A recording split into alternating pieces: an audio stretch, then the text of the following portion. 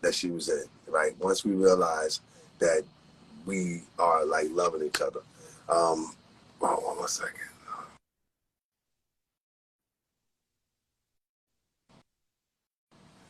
There were many times that, we were in a situation that she, she probably didn't want to, ride out. And I'm the one that was like, listen, we need to, look, I need you here for me. You know what I'm saying? I'm the one that was the pursuer in this, you know what I mean? And people might say, yeah, because he was doing this and that. No, I needed somebody to, hold me down. And you might say, well, why wasn't this person, or why wasn't Wendy holding you? That's a question you got to ask her. You know what I'm saying? She was, doing her in her own right and, was running for her own destiny of sorts. The sanctity of marriage and the support of what you're supposed to get in a marriage and the foundation of it is supposed to be two people riding out no matter what. And there's no career or amount of money or anything that's supposed to supersede all of that. So when it comes to, what Sharina has done for me and helping me kind of help define myself and find things about myself that, when I was just running in circles, for the bag, look, I give her credit for that. And I give her credit for sticking around. I give her credit for not folding, in the midst of everything that was going on. She even had people like Charlamagne on the radio talking about you can get $1 million and all kind of things that she could have did all kinds of nefarious things to show how foul she was. And she rolled out, still riding out. And that. Wait. Hold on. Hold on. I saw earlier somebody asked, how did you all meet? And you mentioned a name. Are you willing to explain how you met and the association with that name? I'm not gonna give too much credit past what I said. He was involved in us meeting, yes. And he wound up being a foul person at the end of the day. You know what I'm saying? He wound up being a person that because he Didn't you introduce it? I feel like you and Wendy or maybe you introduced him to the business. To the #1 market through the show, put him in position, even unbeknownst to what Wendy wanted to do. I put him in position. A week after I put him in position, he was on TV on VH1. So he inherited a lot, even though he wasn't getting paid at the time, no. But he inherited a lot. He stayed in my house. And at the end of the day, because he thought that he could, okay, let me get this right. Because he was kind of upset at the fact of how me and my current lady's relationship was flourishing. And he decided that he was going to try to throw a monkey wrench in that, try to get on top of it. I don't know, like he's some type of pimp or something. And he actually confronted her and wanted to get with her, and she spurned his advances. Once she did that, he kind of went off his deep end. He tried to get in between something, He wasn't trying to help Wendy in any case by getting in between her. He was trying to, just get in between it because he couldn't get on top of it. And with that being said, I just had to leave him alone. You know what I'm saying? I left him alone, let him do what he needed to do. I could have signed him at any time that had my clause in him to ride him all the way out, but that's not how I am. I helped a lot of people, so he's one of them. And whatever he decided to do when he chose to clown my situation on the air when we was going through a trying time, that's going to be his own stuff to deal with God. He has his own, shit he has to deal with. But with that being said, I'll just leave that there. And then I'll speak on that further at some other time. Maybe when I pin a book or whatever and get into details like him, but I'm not giving him no credit whatsoever. Okay. Listen, it's a Friday night. I know your family is anxiously waiting for you to come back inside and do game night and all that stuff. Cool, so I just want to thank you right now. I appreciate you, but I'm cool. You cool? All right. Everybody, listen. We've got the man, the rumor, the myth, the legend. We got Kelvin Hunter in the building, former executive producer of the Wendy Williams show, ex-husband to Wendy Williams. He's finally speaking. Like, finally, we get to hear we properly get to hear one side of the story. And I know everybody, you know, wants two sides of the story, and we've got zero sides. And so, you know, even I feel like when Wendy has spoken, I feel like we didn't get the Wendy that we all know, respectfully, just due to a lot of different situations happening with her. So I'm grateful that we get to hear one proper side from you. So I thank you so much for being here, and thank you for everybody that showed up right here on Instagram Live and also on Clubhouse. I want to thank everybody. I, for my own selfish reasons, and probably someone else listening, why and where? First of all, why can't I find any videos of Wendy anywhere? You know, I know this is your moment, but you were the executive producer. We want answers, and we can't get answers. Where's her legacy? You go on YouTube and everything is gone. Her Instagram is gone. You know, she's been doing this for many, many, many years. Where You gotta is her ask Demo videos? Mercury what happened with that. They erased her videos I guess when the Sherry show was starting. They didn't want any distractions of the legacy. I think that's crazy. I think that, Tasha, you know, maybe you and the audience of passionate people who are so opinionated, maybe they need to start a campaign, and maybe I'm Hold on. You say I'm too just saying, much. You maybe say too much. maybe that, you know, they took the videos down. They took down 10 years worth of work. And she's not in a position to really fight for her own right now because she's trying to, you know, get herself together. I'm in a position where, from where I stand, I guess you could say I'm kind of fighting for the legacy still, because I'm suing them for what they did to me, and you know that's gonna keep, you know, alive, so to speak, you know, everything that's happened. I think that's very bad. It's very sad. I also think that it's sad that look, I'm not taking nothing away from another Black woman's opportunity to do things, you know, because we all need as many opportunities as afforded. But at the end of the day, I do think that because Sherry is a veteran and not a newbie in this, that there should have been another course of action, and there is some accountability on everybody's end when it comes to their role in this. You know what I mean? And you know, it's easy to take somebody's seat in a sense and have some people tell you, you know, okay, let's just forget about her. It's all about you right now. But as from one Black woman to another Black woman, you know, it's the way you go about it. I remember when Tyra, you know, when Wendy came in the picture and Tyra was being, I guess, exited out, even though she still landed into all her companies and what she was doing. It was an Emmys awards presentation and a red carpet where she first seen Wendy, and she knew that Wendy was taking her spot. And she came and gave her a hug and was like, congratulations, you know, like it wasn't no hate, you know. And that's somebody that obviously was comfortable in their space and knew that they had done their whole thing right. So there was no reason to hate.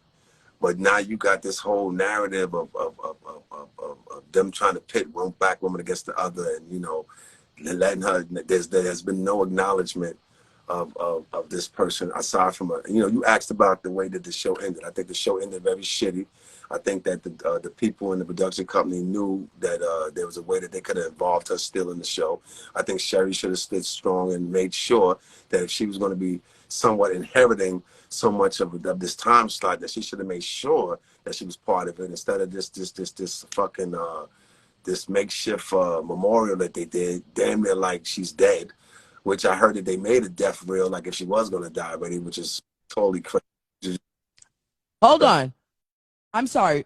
Did you just say they? I'm sorry. Wait. Hold on. I'm sorry. DJ That's not Scratch. order. They made some type of death reel in case she was to die, preparing for that.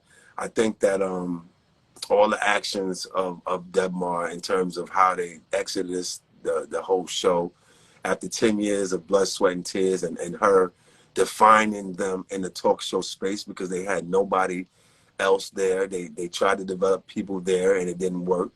I want to take credit for not obviously Nick Cannon is a phenomenal talent, and he's extraordinary. Has been in front of people's boxes and movies forever. But the whole concept of him doing talk show it came about when I told them to go get Nick to fill in for Wendy when she was going through the rehab thing. Like, go get them. Right. And through that, you know, a whole relationship spawned. If it was up to them, they was trying to do Jerry O'Connell in her slot, which was not working at all, if you remember, at all. Right.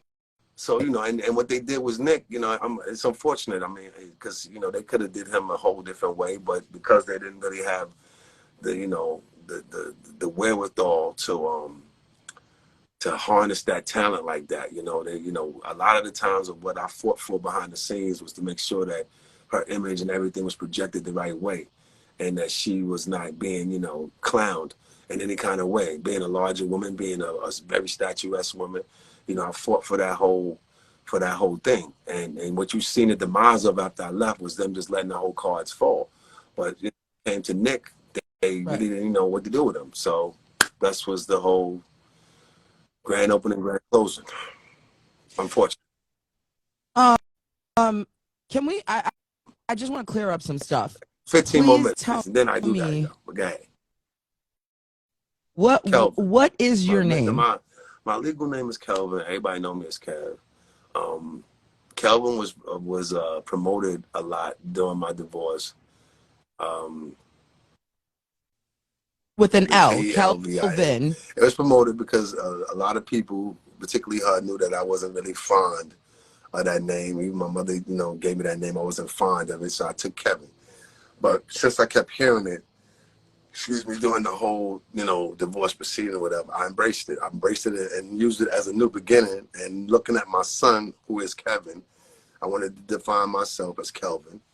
So I took it and ran with it. And now, you know, my new life that I'm Kelvin. Some people still call me Kevin. I'm cool, but I embrace Kelvin. You know, that's me. Okay, Kelvin.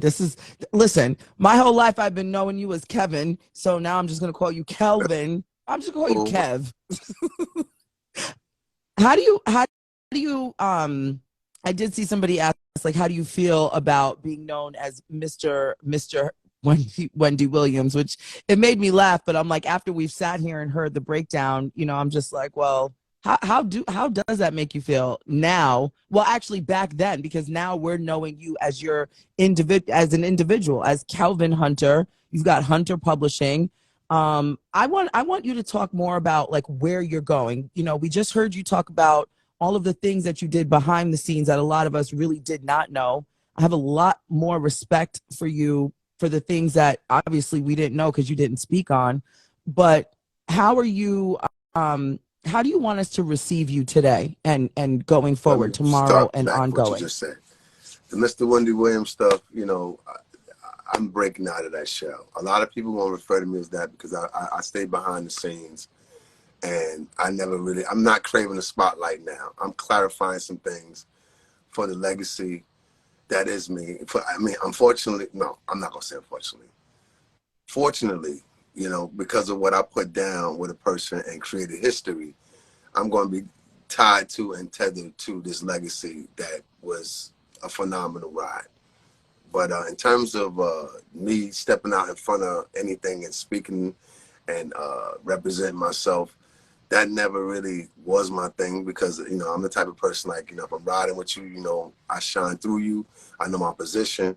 I never wanted to be in front of the cameras with anybody. I was asked many a times to be in front of cameras, be on the show. My whole premise was, if we both in front of those cameras, who watching our back? If we both there dancing and doing all that, you know, I want to stand behind the cameras. I want to know what they're really saying. So, in terms of this whole Mr. Wendy thing, I'm breaking out of that. You know what I'm saying? I'm confident in my own right. I'm an alpha male. You know, I plan on putting down things in 2023 and moving forward where I'm not ashamed of it, of whatever, but as I keep moving forward and keep having these insightful conversations where I got to break things down and get to introduce what I'm about, then that's eventually, and what I'm representing now and what my family's about now, then that's going to eventually slide. And you know, that's what that is. In terms of what I'm doing right now, I mean, like I told you, I'm a restaurateur. I'm passionate about that. That's a whole new thing for me. I throw events. You know, I threw a big concert down here a year ago with COVID, with a whole big concert with Nas, Goody Mob. Ludacris and Fabulous, the Waffle Yankee Fitted Fest. So I'm dabbling in events. I do have a publishing company. I'm putting out more books. I'm planning on writing a book, but I'm not focused. I mean, I'm into it, but I'm more into putting out titles and putting out prolific Black titles. Aside from Tamika Scott's cookbook, we putting out the Larry Davis story. That's Larry Davis, not David. He was a Bronx vigilante that, if everybody remember him, he went through a whole shootout with the cops in the Bronx, and they know him from jumping out a window and they're having this massive manhunt for Larry. But what they don't know is that the cops had their claws in Larry from when he was 13 years old, and they had him as a drug mule and doing all kinds of stuff. And I'm telling the story through the eyes of his widow. I have I'm exploring doing stories about prolific street legends that have changed their lives around and the redemption form. So there's a few subjects that I'm thinking about in terms of publishing. I'm passionate about that. When it comes to just defining and putting up business, I'm doing that. I got some things that I'm still doing in the radio field in terms of cultivating new talent with the helps of some real pioneers in the game. I'm not going to speak too much on that, but 2023. Hey, listen. Hey, I'm listening. I'm watching. I'm surveying. I have some people that's telling me, Kev, listen. You know, regardless of what people want to say, you are a creative, and you brought some. No, I did not make Wendy Williams. I'm not going to take credit for that. I'm going to take credit for what I helped define and what I helped navigate. And when it comes to doing that for talent, I'm pretty good at it. Regardless of what Charlamagne turned out to be as a character, when it came to bringing him from Columbia, South Carolina to the #1 market when nobody lets anybody in, I placed him in a situation where he had to swim, and he swam, and now he's flourishing today. So, whether he wants to give me that credit or not, I mean, I know what I'm capable of doing. So will I still work in that field? Sure. You know what I mean? I think I'm destined to do a plethora of things, but I'm letting God guide me, and I'm not putting what my next moves have to be in front of the sanctity of my family or what I got to do. I'm letting him guide that. You know what I mean? I'm in a different space, but I'm blessed. And even through the course of all that was happening in the last 2-3 years, and it's been hell, mentally somewhat, but I have grown, and physically I am ready for war, and my mind is clear. I stopped smoking weed, like I'm on my 3rd, 4th month now, so I've been, I'm proud of that. My clarity is amazing, Congratulations. and I mean, I'm gonna stay strong with that.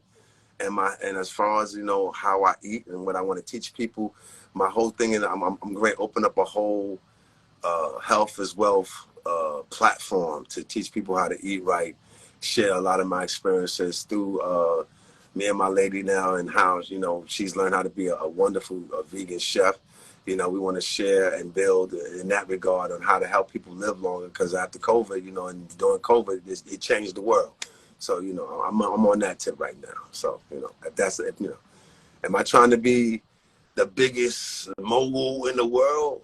If God wants me to rise to that occasion, cool. But in terms of being rich in so many other ways, and I think I'm gonna be all right with some money, I'm gonna be cool. Thank you for sharing that. I think I should just let you know that I know how to swim. I know you.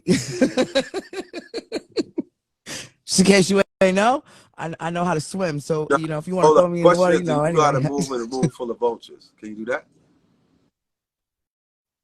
Okay. Baby. My name is my name is Natasha Simona. I'm originally from Brooklyn, New York. I was raised in Westchester. I'm surviving in Los Angeles, California.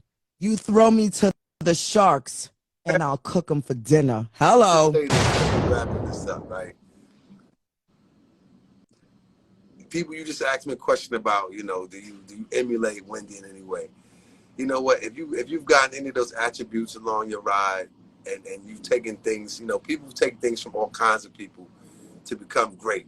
When I was growing up and there wasn't no internet, I used to read the Source magazine and all these magazines and see these music moguls, and being somewhat from the street, be like, damn, these guys are young Black moguls and they doing it. And, you know, so if they can do it, I can do it too. So it's good to do that. But one thing that I've learned as I've risen through the ranks is there's only one Oprah, there's only one Wendy, there's only one Johnny Carson, there's only one of everybody.